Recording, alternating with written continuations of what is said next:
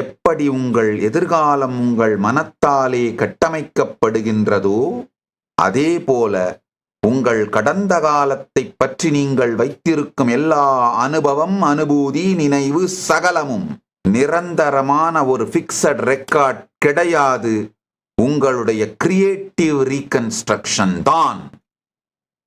இப்ப நான் சொல்ற இந்த ஒரு சத்தியம், சுய சந்தேகம், சுயவெறுப்பு, சுயமறுப்பு, சுயதுக்கம், சுயவலி, சுயபயம் அளிக்கின்ற வார்த்தைகளை உங்களை நோக்கி எறிவதை நிறுத்திவிட்டு இந்த 18 நாள் மட்டும் நீங்கள் உங்களுக்குள் இருக்கும் தூய நான், சுத்த நான், பரம்பொருளின் வெளிப்பாடு என்பதை உணர்ந்து அதை வெளிப்படுத்தும் சத்பாஷையை உங்களை நோக்கியும் மற்றவர்களை நோக்கியும் உபயோகப்படுத்துவதுங்கிற இந்த ஒரே ஒரு செயலை செய்யுங்கள்ங்கய்யா.